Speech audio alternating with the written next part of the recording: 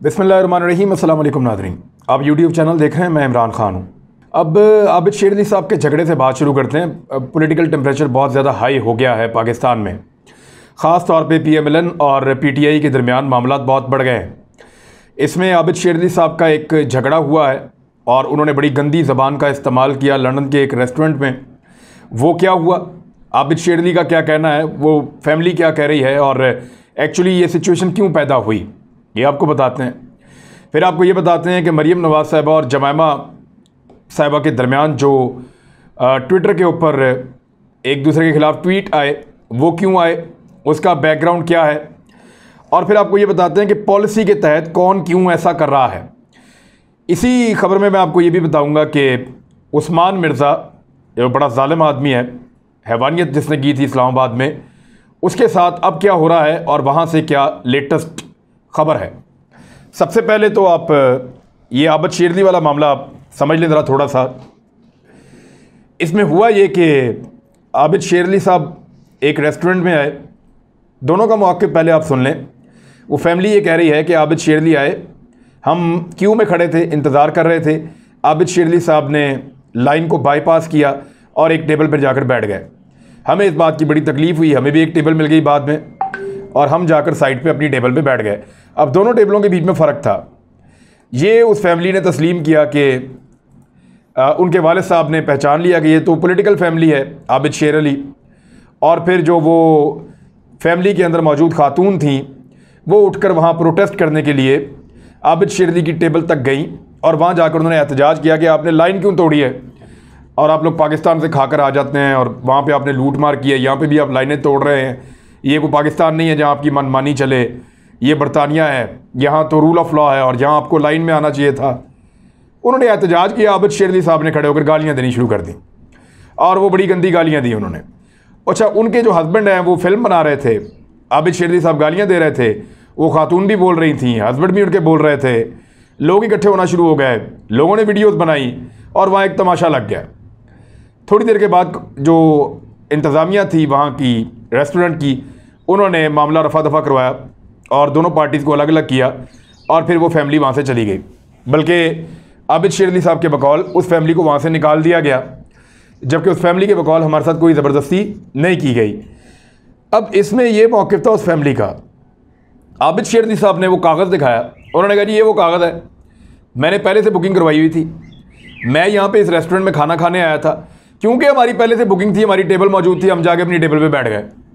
हमने जाके खाना खाना शुरू किया तो ये एक फैमिली थी, ये दूर से उठ के आई और आकर इन्होंने वहाँ पे सीन क्रिएट करने की कोशिश की। मेरे ऊपर पॉलिटिकल अटैक किया गया और जिस तरह नॉर्मली इनके साथ होता है वहाँ पे बरतानिया में, कोई भी जा रहा हो, टैक्सी पे बैठे, कोई इधर जाए कोई उधर जाए, तो लोग आवाज़ें कसते हैं इनको। तो जब आवाज़ें कसने का सिलसिला शुरू हुआ तो फिर आबिद शेर अली साहब ने कहा कि मैं बर्दाश्त नहीं कर सका, मेरी फैमिली मेरे साथ मौजूद थी, मैंने गालियाँ दी। अब आबिद शेर अली साहब ने टका के गालियाँ दी, गंदी गालियाँ, नंगी गालियाँ, मेरे ख्याल में एक वज़ीर को ज़ेब नहीं देती। उन्होंने गालियाँ दी और गालियाँ देने के बाद उन लोगों को फिर बीच बचाव करके, जिस तरह मैंने आपको पहले बताया मामला, वो दोनों ऐसे ही बता रहे हैं।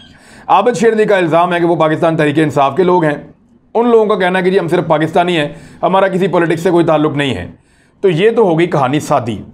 रेस्टोरेंट वालों ने इस बात को तस्लीम किया कि आबिद शेर अली की जो रिजर्वेशन मौजूद थी, यानी वो जब आए तो उनकी पहले से बुकिंग थी और वो बुकिंग के मुताबिक आकर बैठे अपनी कुर्सी पे। ये होता क्यों है, ज़रा गौर करें। होता इसलिए है कि पाकिस्तान को लंबे अरसे तक लूटा गया है, पाकिस्तान को सियासतदानों ने लूटा है, पाकिस्तान को ब्यूरोक्रेट्स ने लूटा है, पाकिस्तान को एस्टेब्लिशमेंट के कुछ बड़े नाम हैं माजी के, उन्होंने लूटा है। यानी पाकिस्तान की बहती गंगा में सारों ने हाथ धोए हैं। अच्छा, ज़्यादा क्योंकि फेसेस मशहूर होते हैं सियासतदानों के, ब्यूरोक्रेट का तो शक्ल ही कोई नहीं जानता। एस्टेब्लिशमेंट के भी जो आर्मी चीफ बन जाए, कोई मेन आदमी बन जाए, लोग उसकी शक्ल जानते हैं, अदरवाइज किसी और की लोग शक्ल ही नहीं जानते। तो सियासतदान हर जगह काबू आते हैं अगर उनके ऊपर करप्शन के इल्ज़ामात हों या उन्होंने करप्शन की हुई हो तब। अब क्योंकि ये ख़ानदान पाकिस्तान में केसेस का सामना नहीं कर रहा, पाकिस्तान से निकल कर बाहर चले गए हैं, तमाम अहम लोग पाकिस्तान से इन्होंने बाहर पहुंचा दिए हैं, तो वहाँ जो पाकिस्तानी है उनके अंदर एक फ्रस्ट्रेशन है, एक गुस्सा है। वो उनको देखते हैं तो वहाँ एक ट्रेंड बन गया है, वो इनके ऊपर प्रोटेस्ट करते हैं, क्योंकि वहाँ इनको इस बात का कॉन्फिडेंस है कि ना ये हमारे पे मुकदमा करवा सकते हैं, ना हमारे गले पड़ सकते हैं, ना ये हमें मार सकते हैं, ज़बानी बात कर सकते हैं ना, मैक्सिमम यही है। जो आबिद शेर अली ने किया ये मैक्सिमम था। आबिद शेरनी वहाँ किसी को थप्पड़ भी नहीं मार सकते, डिपोर्ट हो जाएंगे, वापस आ जाएंगे।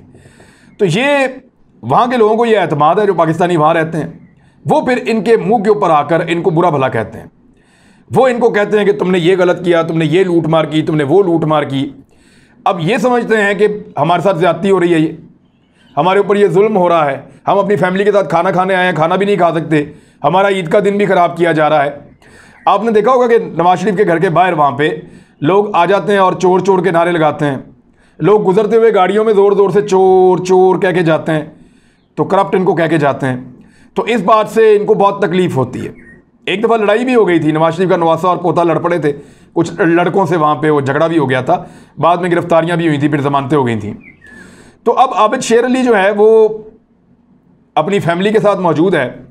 आप एक लम्हे के लिए सोचें, अगर वो करप्ट भी है और वो अपनी फैमिली के साथ मौजूद है, वहाँ पे आगे कोई इसकी बेइज्जती शुरू कर देगा तो वो रिएक्ट करेगा, ये ऑब्वियस है। लेकिन इतनी गंदी गालियों के साथ रिएक्ट करेगा, अब ये तो अपना अपना है ना सबका, कौन कैसे रिएक्ट करता है, किस ज़बान में रिएक्ट करता है, जिसकी जैसी ज़बान है वो वैसे ही रिएक्ट करेगा। तो आबिद शेर अली ने वैसे ही रिएक्ट किया और बड़ा तगड़ा रिएक्ट किया, बड़े ज़ोरदार तरीके से, और ये भी कहा कि आइंदा जो भी मुझे छेड़ेगा मैं ऐसे ही गालियाँ दूंगा और मैं नहीं छोड़ूंगा, मैं रिएक्ट करूंगा। PMLN तंग आ गई है उनकी क़यादत, वहाँ पे गालियाँ खा खा के, वहाँ पे लोगों से चोर चोर के नारे सुन सुन के, वहाँ पे लोग इसलिए तंग है कि इनका एहतसाब नहीं हो पा रहा पाकिस्तान में। पाकिस्तान के इदारे इनसे पैसे वापस नहीं निकलवा पा रहे, पाकिस्तान के इदारे इनके खिलाफ जुर्म को मुकम्मल तौर पे एस्टेब्लिश नहीं कर पा रहे, पाकिस्तान के इदारे जो हैं वो इनको सज़ा नहीं दे पा रहे। चाहे आप पाकिस्तान की जुडिशरी कहें, चाहे आप पाकिस्तान की तहकीकात करने वाले इदारे कहें, चाहे आप पाकिस्तान के नैब को कहें, एंटी करप्शन को कहें, FIA को कहें, दीगर इदारों को कहें, इवन पाकिस्तान की एस्टेब्लिशमेंट को कहें, तो इनको जगह मिल जाती है कहीं ना कहीं से, ये निकल जाते हैं। तो उसका गुस्सा जो है वो लोगों को चढ़ता है कि यार ये क्या है, ये नहीं हमें पता चल गया कि ये करप्ट हैं, यहाँ हमारे सामने इनकी जायदादें हैं। अब वो जो लंदन में लोग रहते हैं उन्होंने देखा इतने बड़े बड़े घर, हम यहाँ पे काम कर करके हमारी नस्लें थक गई हैं, हम ये घर नहीं बना पाए, इन घरों के अंदर नहीं जा पाए, और ये बड़े आराम से पाकिस्तान से आते हैं, इनके बच्चे वो बड़े बड़े महलों के अंदर चले जाते हैं। तो वो लोग कुड़ते हैं वहाँ पे, उनको परेशानी होती है, फिर वो अपना अंदर का गुस्सा इसलिए निकालते हैं कि वहाँ उनको पता है उनके खिलाफ कर नहीं कुछ सकते, तो इसलिए वो रिएक्ट करते हैं। और पाकिस्तान के अंदर इंसाफ ना मिलना, पाकिस्तान के अंदर इंसाफ ना मिलने की वजह से उनकी फ्रस्ट्रेशन और ज़्यादा बाहर लोगों की बढ़ती है। अब ये वो बात है जो इस तनाज़े की वजह बनी, और आइंदा भी अगर होगा तो इसी की वजह से होगा। PMLN इस बात को अच्छी तरह समझती है कि बैरून मुल्क कहीं भी चले जाएंगे तो लोग उनको गालियां देंगे, क्योंकि ओवरसीज़ पाकिस्तानी डरते नहीं हैं, दबाव में नहीं आते उनके ऊपर, क्योंकि पाकिस्तान के अंदर दबाव तो डाला जा सकता है, बाहर डाला नहीं जा सकता। वहाँ का कानून बड़ा सख्त है और वहाँ पे आप कानून को हाथ में लेंगे तो फिर आपको भुगतना पड़ेगा। तो इसलिए ओवरसीज़ डरते नहीं हैं, वो मुंह पे आगे इनको बुरा भला कहते हैं, इनको सुनने की आदत नहीं है, ये आगे से रिएक्ट करते हैं। ये है जी असल में सिचुएशन। अगर पाकिस्तान में भी इंसाफ हो रहा हो ना, और इदारे या तो बाइज्जत बरी करें, तो या इनको लटका के सजा दें और इनसे पैसे बरामद करें, दोनों में से कोई एक काम करें ना, तो बाहर बैठे हुए लोगों को भी सुकून आ जाएगा। अब ओवरसीज़ पाकिस्तानियों के इसी रवैये को देखते हुए PMLN ये कभी नहीं होने देगी, ये कभी नहीं होने देगी। उनके लिए ये ज़िंदगी और मौत का मसला है कि ओवरसीज़ पाकिस्तानियों को वोट का हक मिले। वो नहीं चाहेंगे कि कभी भी ओवरसीज़ पाकिस्तानियों को वोट डालने का हक मिले। अब आ जाए दूसरी खबर की जानिब, यानी ये एक मेंटालिटी भी तो होती है ना। अब PMLN की एक ऐसी मेंटालिटी है, यानी मरियम नवाज साहबा ने एक ट्वीट को लाइक किया, लाइक करने का मतलब है उसको पसंद फरमाया। वो ट्वीट एक बच्चा है कोई इनका सोशल मीडिया का, उसने ट्वीट किया, चंद 100 उसके फॉलोअर हैं, लेकिन मरियम नवाज साहबा ने उसको फॉलो भी करती हैं, उसको लाइक किया। उसने कहा जी सियासी मुखालिफिन को यहूदन का बच्चा आज के बाद कहा जाए। अब ये मरियम नवाज साहबा वो हैं जो थोड़े दिन पहले इन्होंने कहा था कि इमरान खान के बच्चे यहूदियों की गोद में पल रहे हैं, गोल्ड स्मिथ के नवाजे हैं इमरान खान के बच्चे और यहूदियों की गोद में वो बच्चे पल रहे हैं। ये उन्होंने ताना दिया था। फिर एक लड़के ने किया कि जो सियासी मुखालिफिन हैं PTI के लोग, उनके साथ जब बात हो तो उनको यहूदन का बच्चा कहा जाए आज के बाद। तो मरियम नवाज साहबा ने उसको लाइक किया और उसको पसंद फरमाया। अगर इस तरह का कोई ट्वीट अगर बिलावल लाइक कर ले तो क्या होगा पता है आपको? अगर आसफा कर ले, बख्तावर कर ले, इमरान खान कर ले, फवाद चौधरी कर ले, कोई और कर ले, इस तरह का ट्वीट अगर कोई और लाइक करेगा ना तो पाकिस्तान में भूचाल आ जाएगा। मीडिया उसको नानी याद दिला देगा। मीडिया ये कहेगा कि देखो ये पॉलिसी के तहत गालियां देते हैं, ये पॉलिसी के तहत यहूदी कहते हैं, ये पॉलिसी के तहत बदतमीजी करते हैं, ये पॉलिसी के तहत टारगेट करते हैं। ये कहा जाएगा अगर कोई और पॉलिटिकल पार्टी ये करेगी। लेकिन पीएमएलएन को मैंने आपको कहा कि उनके पास इसका एनओसी है, उनको इस बात की इजाज़त है पाकिस्तान में, और वो ये कर सकते हैं, उनके पास कॉपीराइट है गाली देने का। तो इसको मरियम नवाज साहबा ने लाइक किया। आप किसी पाकिस्तान की मीडिया के ऊपर इस पर डिबेट होती हुई नहीं देखेंगे, ना इसके ऊपर कोई एतराज़ करेगा, ना इसके ऊपर कोई ये कहेगा कि इसमें, क्योंकि पीएमएलएन के बारे में सबकी अंडरस्टैंडिंग है कि गाली वो देना चाहें कोई बात नहीं, वो किसी के घर तक जाना चाहें कोई बात नहीं, वो ये कर लें वो कर लें, ये ऑब्वियस है, ये बिल्कुल नॉर्मल चीज़ है। तो लोग इसको नॉर्मल लेते हैं पाकिस्तान के मीडिया में भी। अब अगर यही बात बिलावल, इमरान खान या कोई और कर देता, पीटीआई का या पीपल्स पार्टी का बंदा, इवन कमरुज़्ज़मान कायरा कर देते, तो होता ये कि ये उसके ज़मीन आसमान के कलाबे मिला देते कि ये देखें जानबूझकर ये अटैक किया जा रहा है, ये एंटीसेमिटिक है और ये वो फलां ढिमकान, ये इस तरह हो जाना था। हालांकि ये वाला लाइक करने से पहले मरियम नवाज साहिबा ने एक छोटी सी एपिसोड की है जमैमा के साथ भी। अब जमैमा का मामला ये है कि 2004 में उसने पाकिस्तान छोड़ा था, इमरान खान पाकिस्तान छोड़ना नहीं चाहते थे, इसलिए तलाक हो गई। ये दोनों एक दूसरे को पसंद करते थे, लेकिन तलाक का रीज़न ये था कि इमरान खान पाकिस्तान में पॉलिटिक्स करना चाहते थे और जमैमा चाहती थी वो छोड़ के मेरे साथ बरतानिया आ जाएं। ये मुमकिन नहीं था, लिहाजा दोनों ने फैसला किया हम तलाक ले लेते हैं। लेकिन इसके बावजूद दोनों एक दूसरे को पसंद करते थे जब इन्होंने तलाक दी। जमैमा ने यह कहा कि 2004 में मैंने पाकिस्तान छोड़ा, अब मुझे कहा जा रहा है कि मेरे बच्चे यहूदियों की गोद में पले हैं और ये मरियम नवाज़ ने मेरे पे अटैक किया है। मैंने पाकिस्तान 2004 में इसलिए छोड़ा था कि रोज़ाना 1 दहाई तक ये सब हमले मैंने बर्दाश्त करे, जो हमले मीडिया ने किए, जो हमले सियासतदानों की तरफ से हुए मेरे ऊपर। हफ्तावार मुझे कत्ल की धमकियां दी जाती थी और मेरे घर के बाहर मुजाहरे होते थे। उनकी वजह से और एहतजाज की वजह से मैंने पाकिस्तान को 2004 में छोड़ दिया था। लेकिन आज भी ये सिलसिला जारी है, क्योंकि मरियम नवाज़ ने स्टेटमेंट दिया था कि यहूदियों की गोद में तुम्हारे बच्चे पल रहे हैं, और वो जवाब था इमरान खान के स्टेटमेंट का, जहां इमरान खान साहब ने कहा था कि नवाज शरीफ का पोता वहाँ पे महंगा तरीन खेल खेल रहा है, पोलो, लिहाजा वो जो पोलो का महंगा तरीन खेल खेल रहा है वो वहाँ पे, उसके बाद इतने पैसे कहाँ से आ रहे हैं, वो वहाँ याशियाँ कर रहे हैं, अपने पैसों का जवाब नहीं दे रहे और पाकिस्तान से लूट कर गए हुए हैं। लेकिन दोनों में फ़र्क है, दोनों में फ़र्क है।